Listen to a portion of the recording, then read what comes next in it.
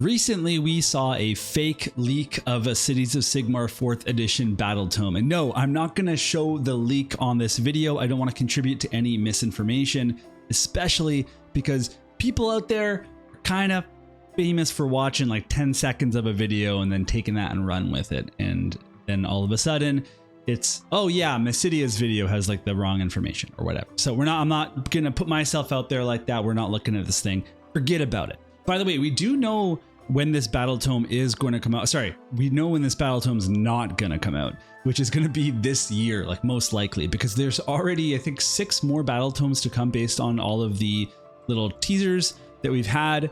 And we'll get even more information at Adepticon probably. And it's very unlikely that we get a Cities of Sigmar battletome in 2025. It's probably coming in 2026. I could be wrong. There's rumors about a Spearhead expansion in the summer that we could be a part of, but that's not a battletome. Maybe we get a hero unit somewhere and it's a one-off box, but in terms of an actual new set of rules, don't think it's happening this year. But the fake leak that we saw did get me thinking about what do I want to see and what do I think is going to happen for Cities of Sigmar, and so that's why I'm making this video. It's gonna be human focused, surely, right? But what about those dwarves and those elves?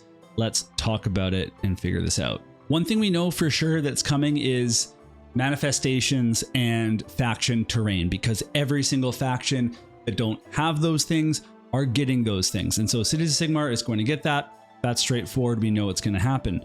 Now, some people have said that the terrain is going to be the cog fort. And I think that's, a good guess, because cog forts have been mentioned a lot in the lore, especially in the newer lore, it's been mentioned as well. And so it seems like a cog fort is definitely coming. There is a question, however, if it's going to be a terrain piece or if it's going to replace the steam tank, and that's what we don't know yet. So if it is a terrain piece, I'm all for that, because it means it will be a moving terrain piece, and a moving terrain piece has some implications of, protecting, possibly if you can put a hero in there, protecting a hero or a caster or something, much like the Lumineth Shrine, but also has the implications of, using it as a barrier, basically a screen blocking off part of your flank and protecting yourself from some sort of big charge or something. So that would be very cool if we got that. If it's not going to be a faction terrain, then the question would be, what is our faction terrain going to be? And in that case, I think a really cool faction terrain would be one of the floating structures that the Dawnbringer Crusades bring out on their crusades. They actually float like starter city things, like an aqualith and walls and a keep and all this stuff, and they floated on, over the army. And anything like that would be amazing if we got it. But if it was going to be a stationary structure, then I still think maybe the beginnings of an outpost or a city that's been founded would be really cool. And so a few examples could be something like a tower or a lookout or a wall, but really cool would be like maybe a monument or a flag or something. And it's like this kind of maybe built up dirt with a little stone retaining wall, and there's a big flag in the middle of it, and this thing comes with all the heraldry for all the different cities, and then you can even some like random ones that are new, and then you can be like, yeah, this is the founding of this city, or we came from Hammerhall and then we're founding a sub-city, whatever, or you get like the random thing and you're just like, I'm making my brand new city, and there's a lot of room for lore there, and that'd be really cool. And it also means that it was a successful crusade, which there's not a lot of those, so we like that. The manifestations, on the other hand, I have some big ideas about these. I think they have to do with Sigmar and the faith, and that just makes sense lore-wise for me. And I think that the human faith angle is something that's going to be a big deal in the next book for the humans, and so we'll talk more about that in a little bit. But I think that these might be manifestations that you chant and that you don't cast. So it's like Khorne and like Fire Slayers, where a priest has to chant the manifestations, 1 roll, not 2, and that will be a massive power up for Pontifex Zenestra, because she is a priest too. So all of a sudden you have Pontifex Zenestra, who's pumping out 1 to 2 manifestations per turn, and also can turn on a bunch of buffs or other things for the faction. All could be really cool. I think there's a chance that maybe we do get the wizard ones too, and in that case, you know, it would probably have to, you know, you'd bring in a battle mage or something, and I don't know, but it'd be way cooler, more thematic. I think personally, if they were prayer based, you tell me if you'd rather have wizard based ones, whatever. If they are going to be wizard based ones, then I think in that case that they're going to be kind of like realm themed. So we would get like a fire one from Akshi and a plant one from Gairan, and basically the manifestations would be ones that you would see near major cities in the different realms. One thing we know for sure about the updates is that we're going to lose the current dwarves. There's no way around that. The dwarves that we have right now are already in the old world. They've already left the Age of Sigmar web store a long time ago, and they're in the old world web store and have been for quite some time, and they're on the shelves as old world products in your friendly local gaming stores. And so Games Workshop does not want to share these miniatures between games, and I think that it's really clear that these dwarves are in old world and they're gone from Cities of Sigmar. It's just a matter of when. So I do expect, though, to see new dwarves in Cities of Sigmar. Some people think that they're going to leave entirely and there just won't be any dwarves. But I do think that we're going to have like these specialist dwarves, because they are there. They're living in the city. Not all of them are very happy with their god or with the human's god or whatever. They're just mortal citizens. But they're also really involved in a lot of the development of technology and weaponry that the cities are using, and so we'll see them at like operating cog forts, or maybe part of a, you know, a gun line, buffing fusiliers, possibly. I don't know what else they would do, but those types of things. I don't think this is going to necessarily be as big a dwarf line as we had before, and the racial benefits in cities might go away. It'll be more of a subtle update where you get some dwarven models, but you're mainly human. I think that's kind of the safe thing that we could assume. Elves are another interesting one because their models are quite old relative to the rest of Age of Sigmar, and the Dark Elves are not a core faction of the old world, which means they're not going to be stripped and taken from us like the dwarves were. So that means they could stay in the army for the foreseeable future. But I believe that if the line is outdated and people still like it, then Games Workshop knows there's money to be made by these models still being sold, but also by, if people like elves, they're going to like new elves, and so new elves should be coming at some point. But the question is whether or not it will be in Cities of Sigmar.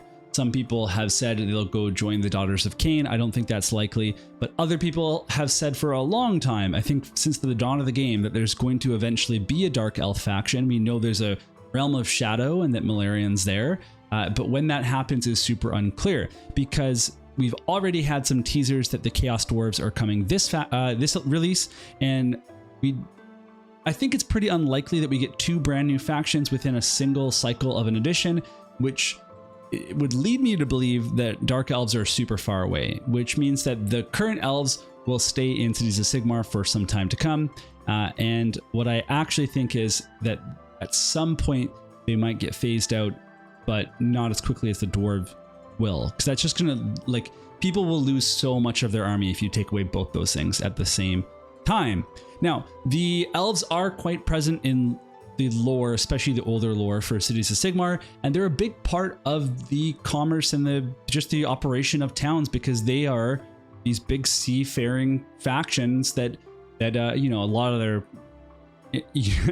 integration into the economy is on the illegal side, because they're like raiders and pirates and whatever, but they're still part of it. They're still doing a lot of trade and bringing things into cities that needs to get transported or sold or whatever, and so they're pretty important. I think that maybe we're going to get another like really subtle, you know, elf inclusion in cities new stuff, but again, not a huge refresh. I think we're more likely to keep the current elf stuff than get anything new, at least this edition or this refresh. By the way, these are predictions, not what I want to happen, because I think it's actually really cool having these three different kind of races in the book, and that there's reasons to put them all together because they all cover weaknesses that the other races have, and that your different orders give different bonuses depending on who they go to. That's all really cool mechanically and army composition wise. It's awesome. And so I actually kind of hope that part stays, but I don't think that it will. That's my prediction, is that we'll be a human focused, order focused, but not a racial focused. There could be different races included in models, but there will no longer be like a keyword specific. At least that's what I think is going to happen.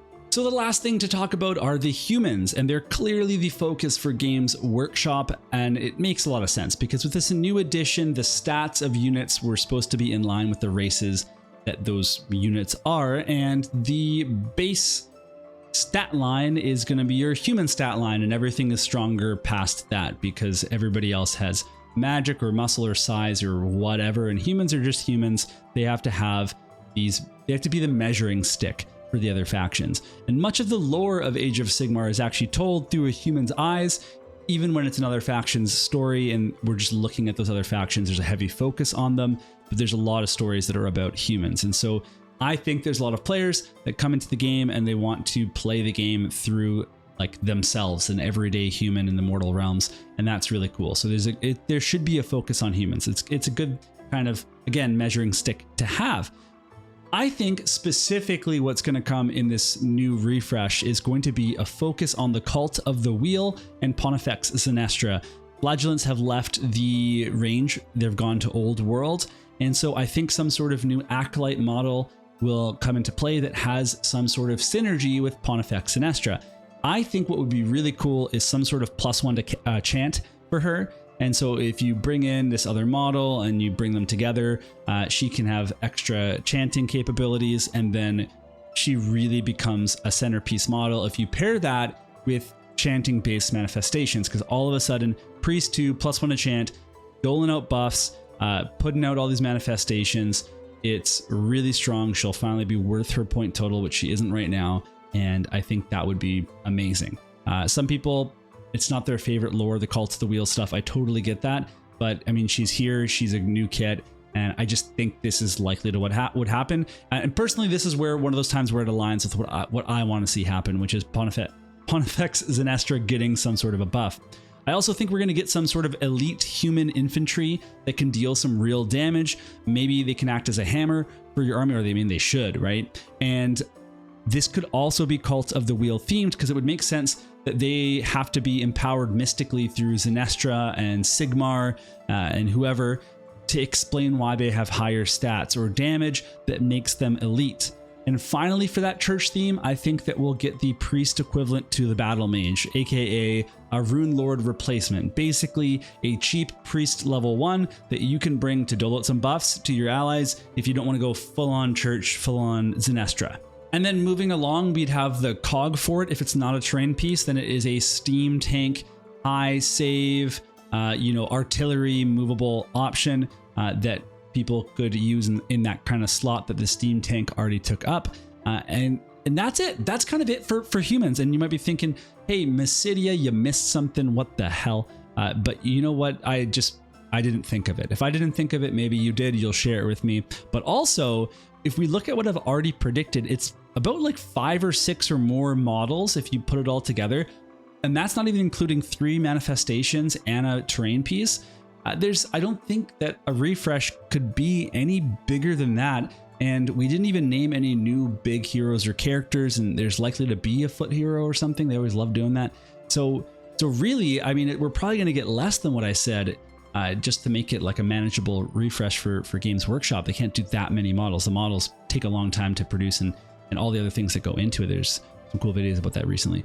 And with the next release not likely to be like crazy big, then that's also more of a reason why, we're not going to really get to see anything done with elves yet, because again, that they just don't have the capacity to do that many things for one single faction. And it's definitely why we're not going to get a full dwarf refresh when they're definitely leaving at this point. So that's enough of me speculating. I'm sure we're going to get more information by the end of the year. But until then, throw some theories at me in the comments, and thank you so much for watching.